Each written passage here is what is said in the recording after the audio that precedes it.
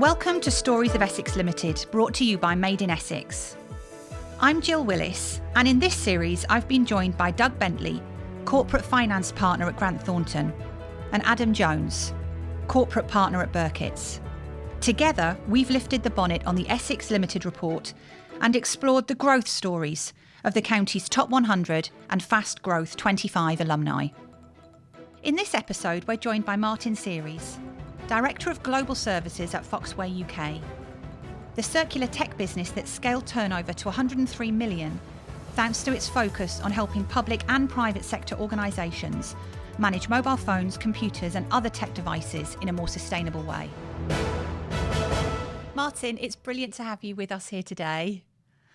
So Foxway is sitting at number 49 in the report, which is a really strong showing.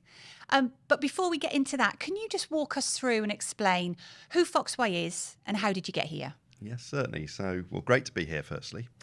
So Foxway, it's an interesting story over a number of years, but Foxway is in the circular economy business to do with technology products. We're headquartered in Sweden. We have around 1,200 employees operating across different facilities across Europe. And we basically take back old technology devices, we refurbish them, and then we resell them. But we also have businesses that handle mobile phones, doing retail trade-in programs. We have programs that manage enterprise data center equipment, and we have divisions that handle computers. So broadly, that's what we do. So talk to us about your Braintree operation. Give us a sense of the scale. Okay, so we opened the current facility in 2021, and that was a brand new purpose-built design facility, 64,000 square feet. So it's about a third bigger than the one we'd had previously. And we have around 140 employees there now. And we predominantly manage what we call IT asset disposition services. So that's, in effect, the service around the recovery of technology assets from businesses and public sector enterprise organisations to manage the risks associated with data sanitisation, to the environmental aspects of that, and ideally to obviously return more money to that organisation than it costs them for the provision of that service. And how did you get to this point? Talk us through the journey from starting up Global Resale, which I think was the business that came before Foxway UK. Talk us through that journey.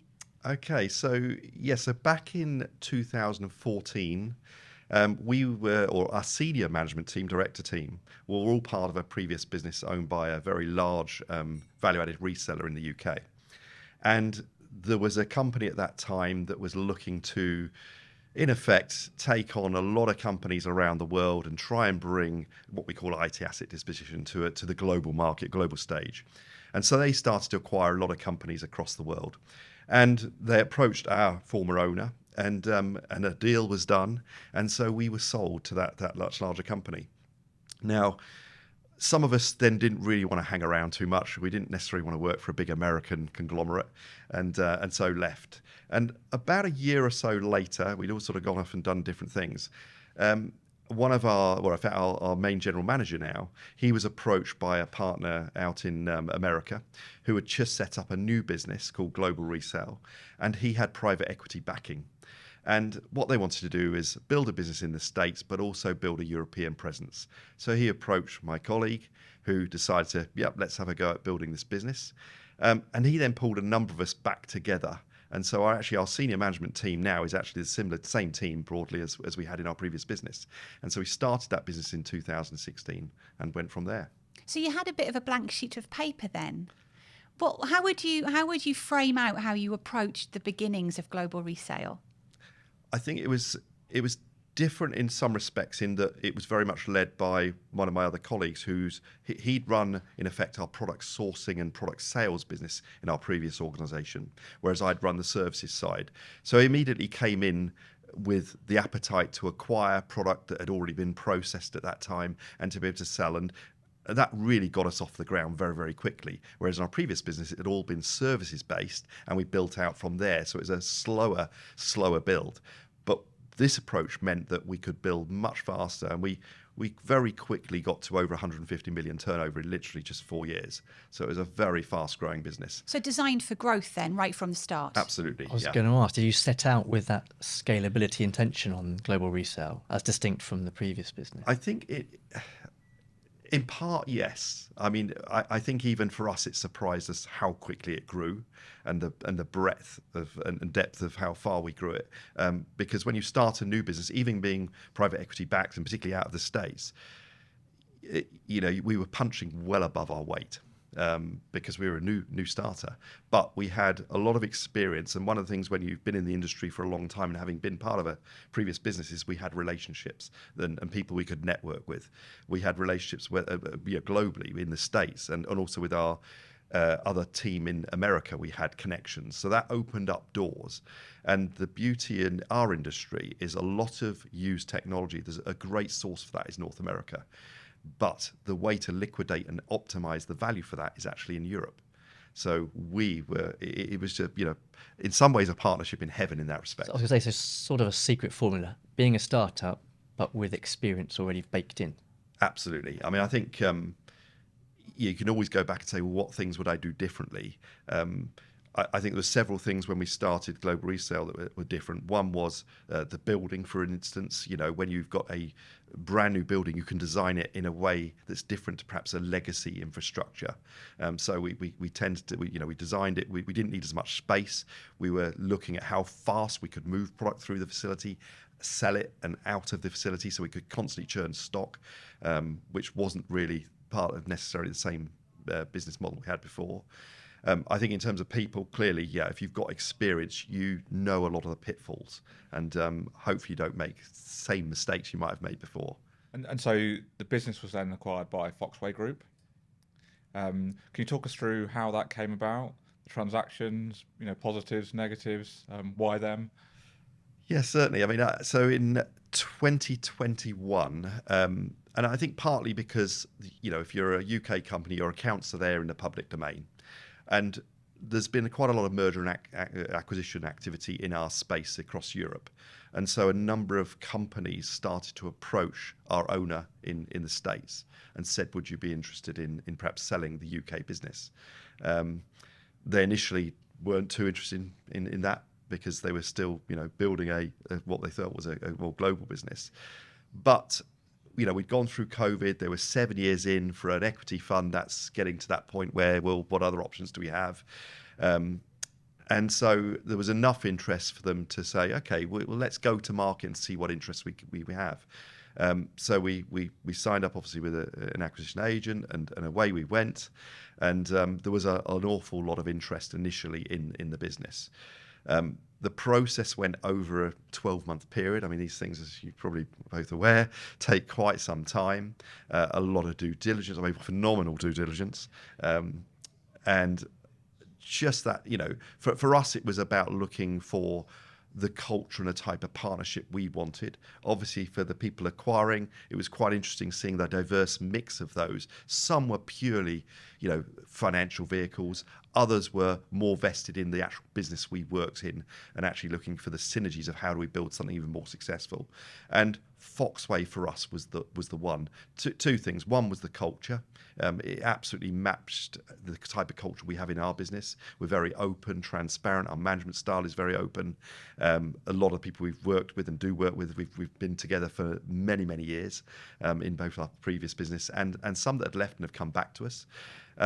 But secondly, also where they were going, their strategy, the whole circular, the fact they're, Nordic, Scandinavian based, it's a nice way to do business.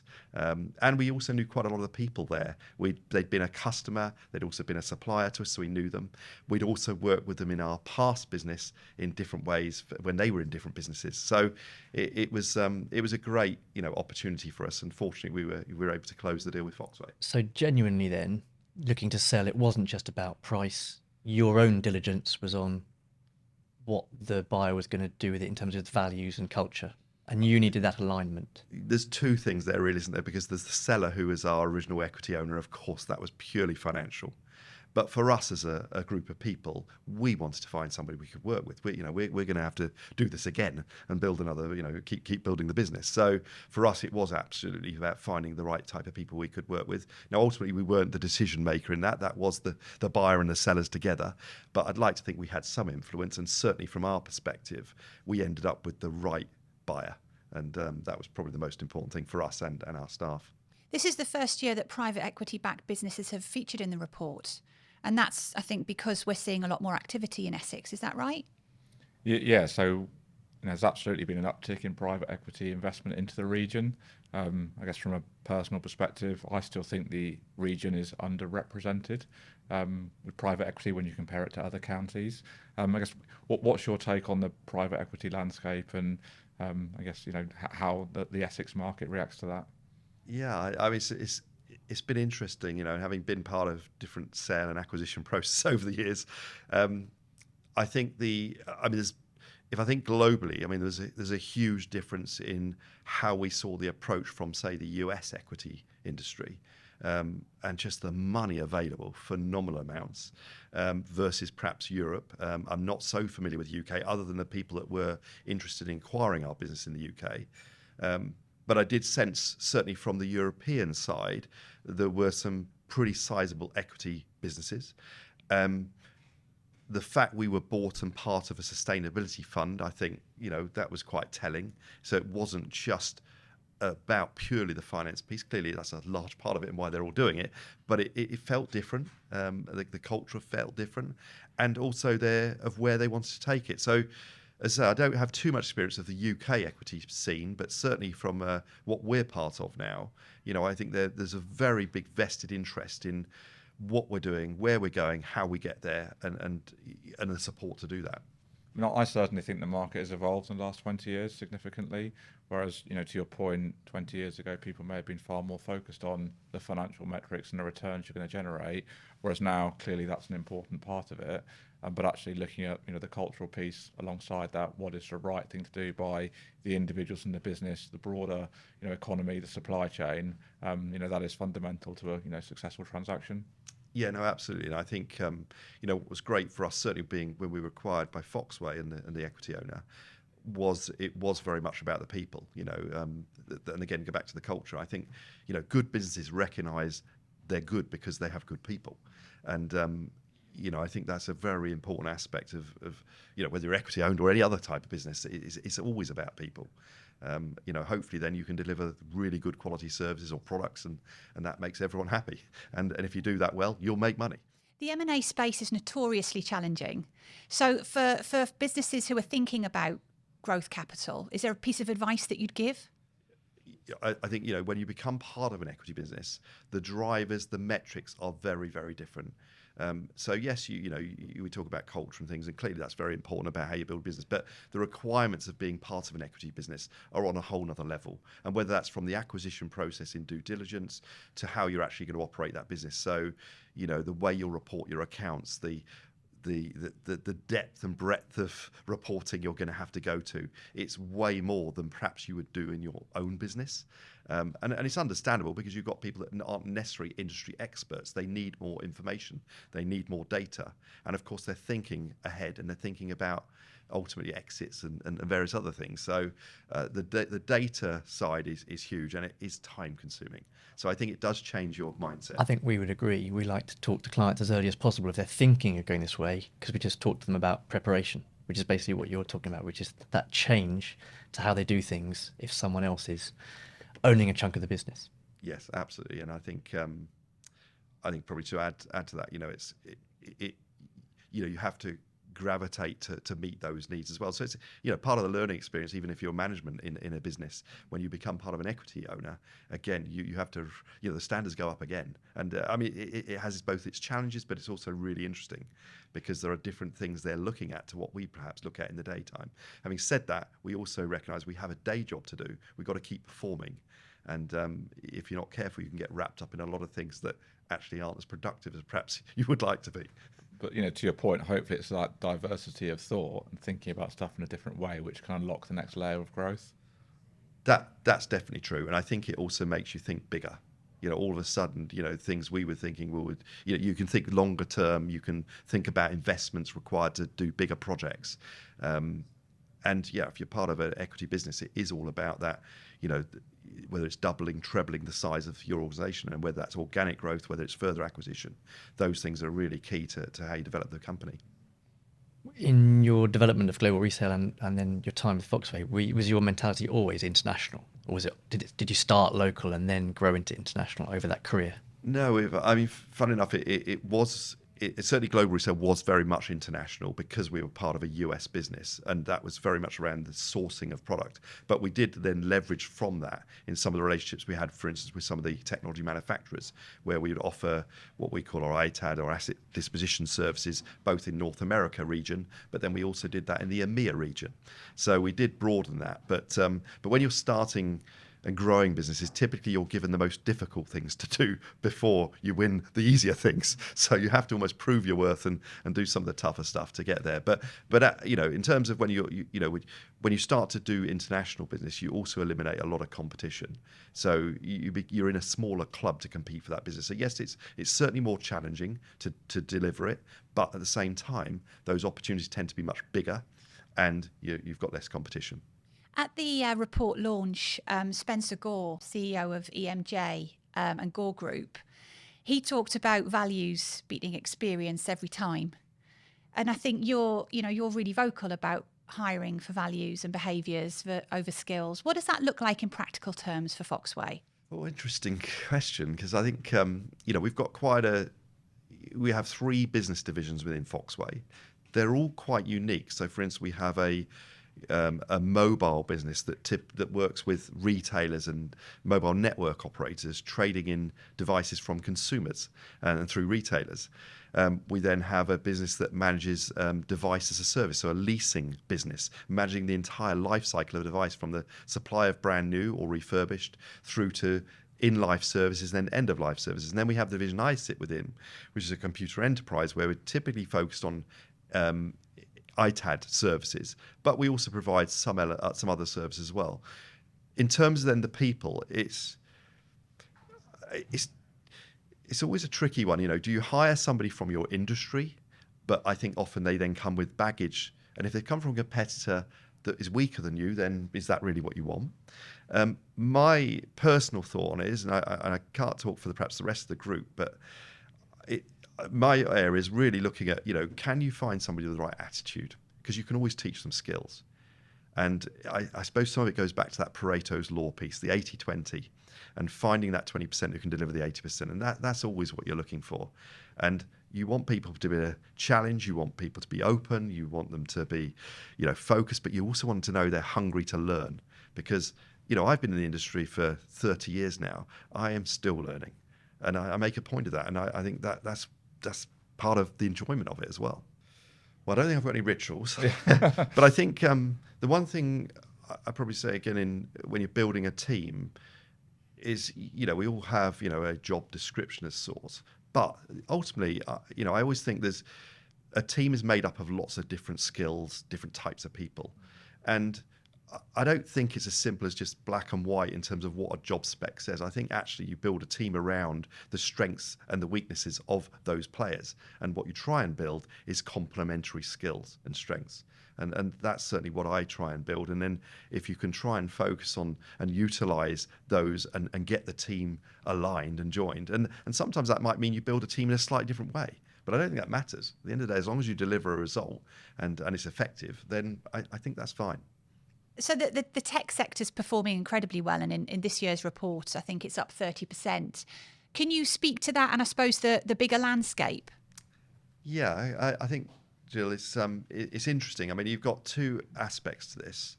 You've got what I call the cloud computing space. So the big enterprise server storage farms that are hosting all this huge amount of data that we're all creating every day.